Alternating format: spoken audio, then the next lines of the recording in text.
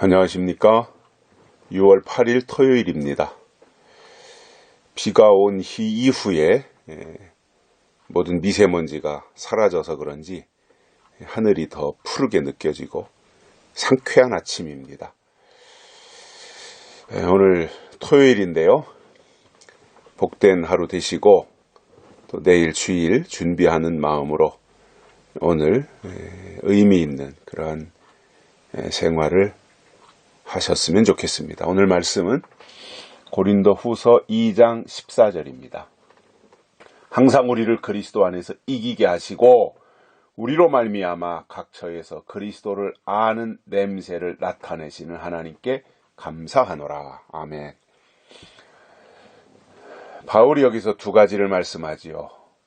그리스도 안에서 이기게 하시고 그리스도를 아는 냄새를 나타내신다. 이겁니다. 오늘 말씀에서는 이 두 가지가 우리에게 있어야 됩니다. 승리가 있어야 되고요. 냄새가 있어야 된다는 거예요. 사실상 저는 이 두 가지를 다 충족시킬 수 있다고 봅니다. 하나님의 사람들에게 있어서는. 아무리 단편적인 또는 단순한 사람이라고 할지라도 한 가지만 할 줄 알고 나머지는 다 못한다 이런 사람은 없잖아요. 이것도 할 수 있고 저것도 할 수 있고 이렇게도 할 수 있고 저렇게도 할 수 있고 이 모양도 낼 수 있고 저 모양도 낼 수 있고 이렇게 그 사람이라고 하는 것은 어떤 창의적인 사고를 가지고 살기 때문에 동물과 차이가 그거잖아요. 뭔가 창의력이 있다라고 하는 거.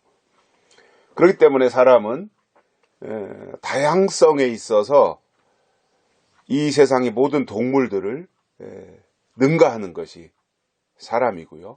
그 사람은 바로 하나님의 형상대로 지음받은 뛰어난 존재인데 바울이 오늘 말씀에서 두 가지를 강조하는 것을 오늘 이 새벽에 주시는 메시지로 우리가 받기를 원합니다. 그리스도 안에서 이기게 하신다. 우리는 이겨야 됩니다. 승리자가 되어야 됩니다. 우리는 패배자가 되면 안 됩니다. 넘어질 수는 있습니다. 자빠질 수 있어요. 그런데 일어나서 또 달리는 거예요. 목표가 없는 사람들은요. 가다가 넘어지면 주저앉아 있습니다. 그냥. 그리고 거기다가 둥지를 틀어요. 왜냐? 목표가 없어요. 그런데 하나님의 사람들에게는 목표가 있어요. 그러니까 좌절하지 않아요. 낙심하지 않아요. 넘어졌을지라도 다시 일어나는 거예요. 그래서 늘 우리가 생각이 살아있어야 되고요. 마음이 하나님께 가 있어야 돼요. 그게 목표이기 때문에 그래요. 목표가 분명한 사람들은요. 환경을 극복할 수 있어요. 근데 목표가 없는 사람들은 환경의 지배를 받고 환경에 따라서 살아가는 거예요. 목표가 없는 거죠. 그냥 되는 대로 사는 아주 무의미한 삶이 되는 거잖아요. 근데 하나님의 사람들은 중요한 게 뭐예요? 목표예요. 목표 지향적인 삶을 사는 거예요. 그러니까 목표라고 하는 것은 앞에 있는 거잖아요. 지나간 것은 목표가 될 수 없어요. 내가 바라보고 가야 될 방향을 정해주는 것이 바로 목표인 거예요. 그러니까 목표 지향적인 사람들은 모든 삶이 올바로 가는 거예요. 바람직하게 가는 거예요. 주저앉아 있지 않습니다. 극복합니다. 뭔가 이렇게 붙잡고 일어나서 다시 목표를 향해서 다름질 쳐 가는 것이 하나님의 사람들의 모습입니다. 이런 사람들이 승리할 수 있어요. 그래서 그 마라톤 선수가 목표를 향해서 그 힘든 42.195km를 달려가는 거잖아요. 얼마나 힘들어요. 제가 운동을 해보지만 요즘도 8km 이상 그 이외에 그 하루 동안 활동하는 양이 한 13,000보에서 14,000보 정도 되거든요. 그 중에서 특별히 시간을 내서 운동하는 시간이 한 8km, 9km 뭐 이 정도 이제 운동으로 하고, 이제 나머지는 제가 활동한 그 보폭에 해당되는 그 거리가 이제 측정이 되는 건데, 그 불과 한 8km, 9km 정도 되는 거리임에도 제가 물론 뭐 운동선수처럼 전심전력을 다해서 달리는 건 아니지만 제 그 신체에 맞게 또 제 폐활량에 맞게 이렇게 적절한 운동을 하고 있는 건데, 그럼에도 몸이 힘들거든요. 특히 여름에 같은 때 달리려면 수분 배출도 많고 숨이 차고 더우니까. 근데 마라톤 선수가 42.195km를 달릴 때 그것도 수많은 선수들과 엄청난 경쟁을 하는 거잖아요. 그러니까 앞서가야 되고 더 빨라야 되고 더 체력이 좋아야 되고, 그런 가운데서 이기는 건데, 이 다름질하는 선수들이 목표가 없으면 우왕좌왕하고 갈팡질팡할 거 아닙니까? 어디로 가야 될지도 모르고. 그렇기 때문에 열심히 달리는 것도 필요하지만 목표를 향해서 달려가는 게 중요한 거잖아요. 그래야 승리도 할 수 있고 메달도 딸 수 있는 것이잖아요.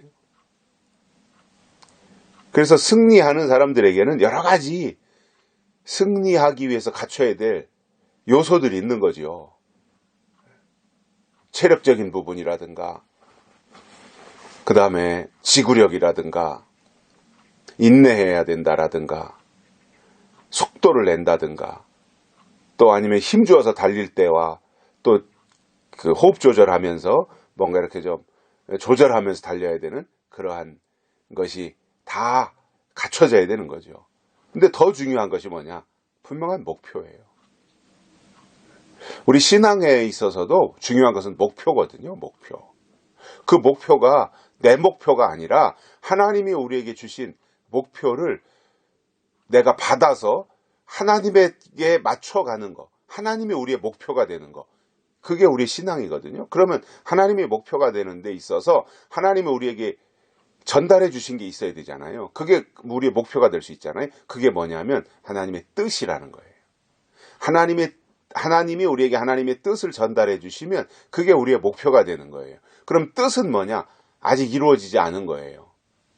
지나간 건 뜻이 될 수 없어요. 앞에 있는 거, 아직 남아있는 거, 이루어질 거, 이러한 것이 우리에게 하나님의 뜻으로 오는 겁니다.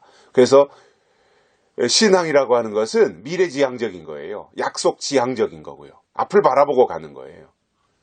이 사람이 승리할 수 있는 거예요. 그리고 지속적으로 그 약속이라고 하는 것이 우리에게 계속 공급이 돼야죠. 그래서 우리는 앞에 있는 것을 바라보고 가는 거예요. 이게 승리의 사람이에요. 그럼 우리 앞에 있는 게 뭐? 요한계시록이잖아요. 요한계시록에 나오는 하나님의 인치심, 그리고 환난, 예수님의 재림, 심판, 천년왕국, 이러한 것이 지금 우리가 바라보고 가는 목표라는 거예요.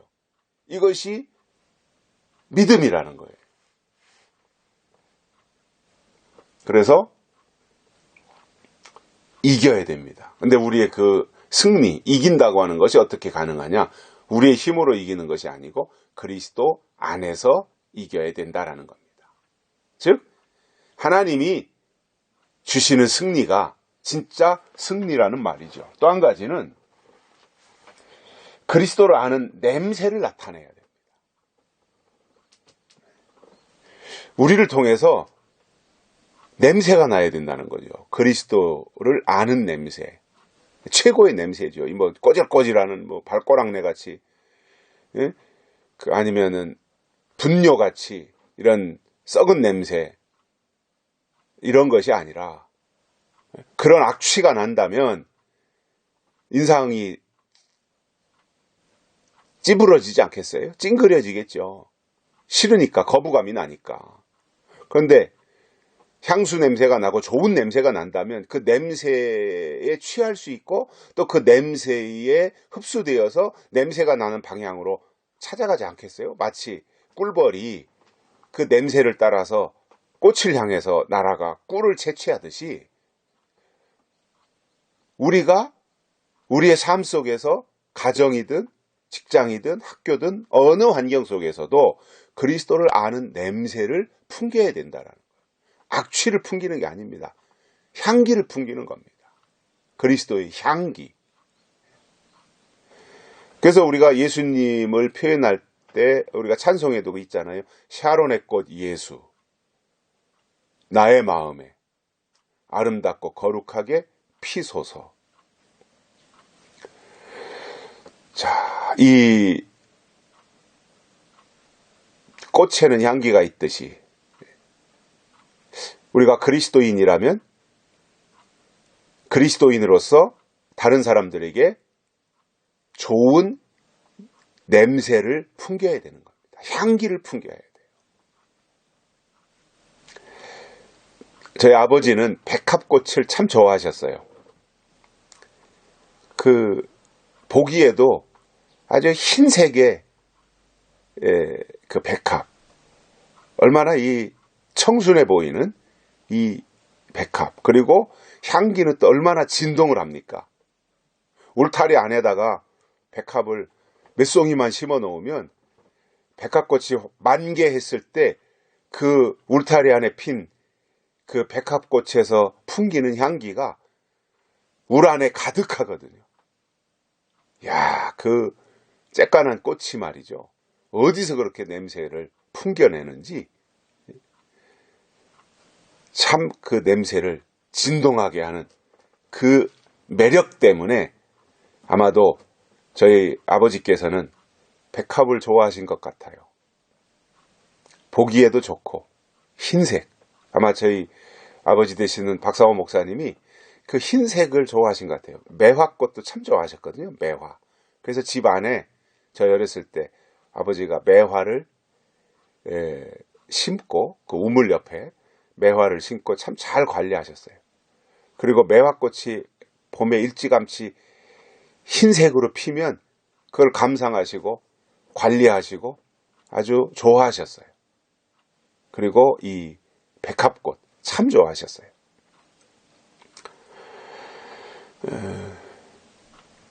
우리가 그리스도인이라면 그리스도의 향기를 발해야 되는데 그것을 오늘 본문에서 어떻게 표현했냐면 그리스도를 아는 냄새다 이겁니다.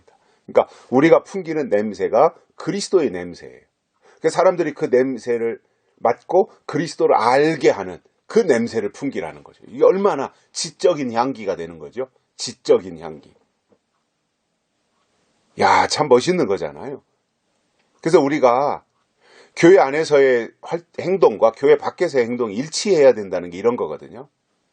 오늘 바울은 이것을 향기로 표현했는데 일치시켜야 돼요. 교회 안에서의 행동과 교회 밖에서의 행동이 같아야 되는 거죠.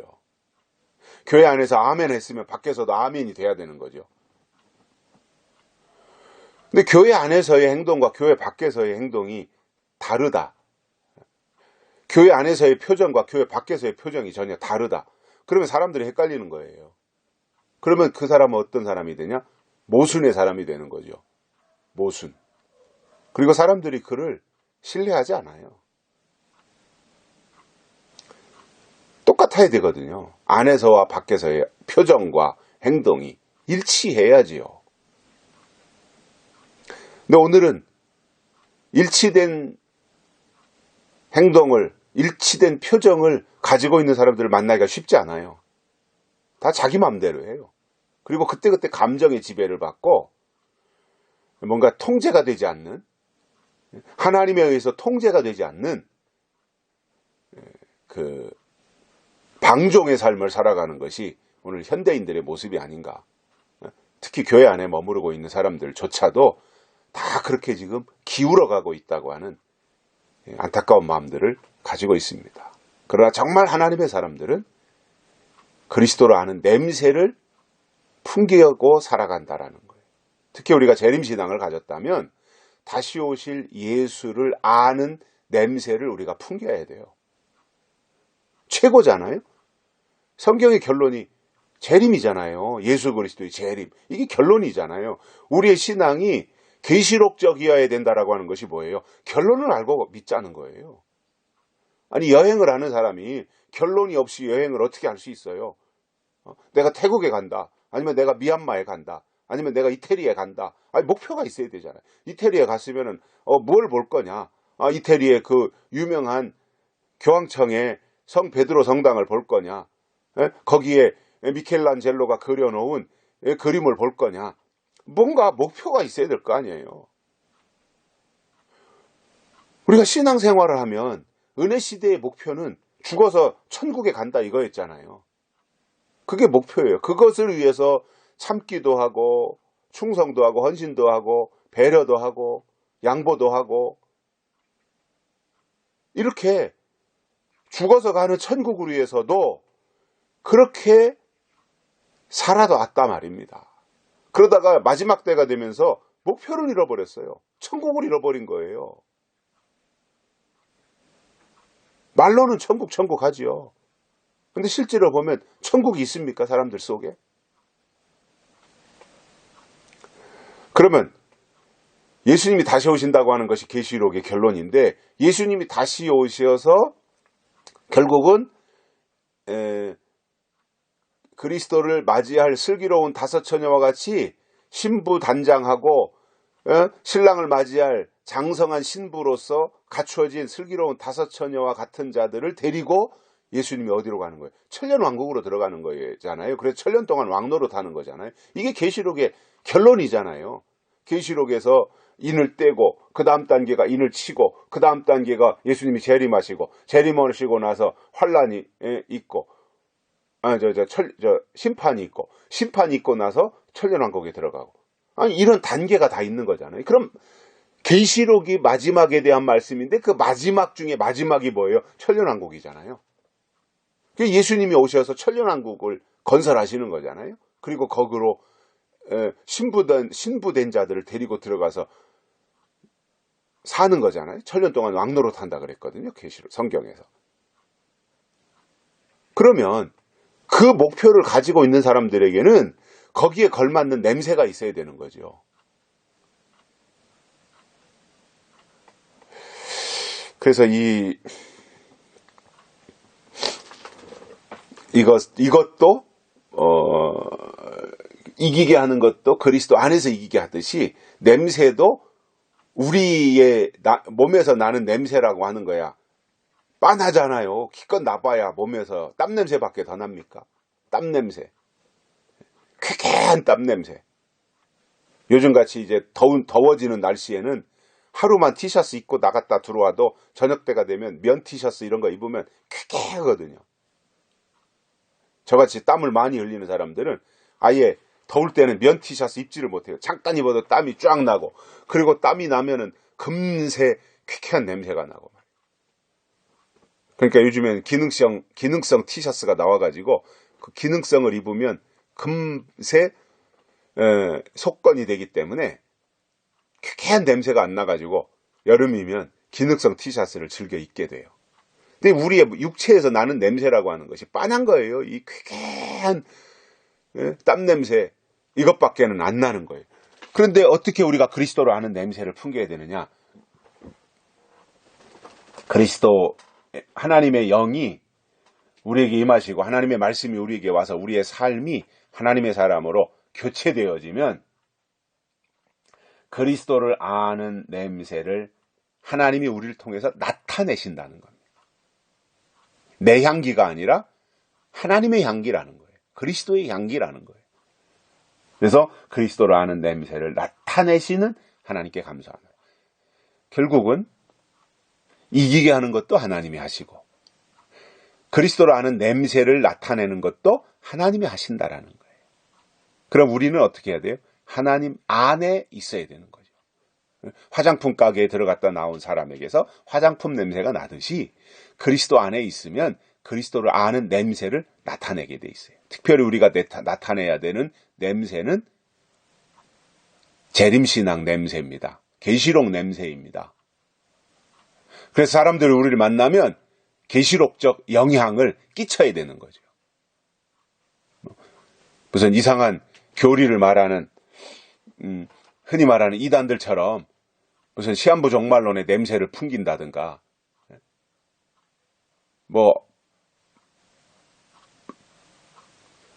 그 비성경적인 이상한 종말론을 가지고 와서 사람들을 미혹하는 이러한 냄새를 풍기는 것이 아니라 정말 건전하고 성경적이면서 영적인, 그러면서 사람들이 감동할 수 있는 그러한 좋은 냄새 있잖아요. 악취가 아니라 향수의 냄새.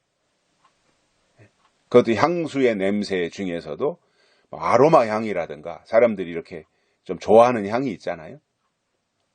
그러한 냄새를 풍기면서 하나님의 나라를 구축해가는, 그리고 향기 나는 꽃에 늘 벌들이 모여들듯이 우리에게서 그리스도의 향기를 풍김으로 사람들이 그 냄새를 따라서 우리 주변에 모여들게 만드는 그리스도를 아는 냄새를 나타낼 수 있는 그러한 삶이 되기를 바라고요.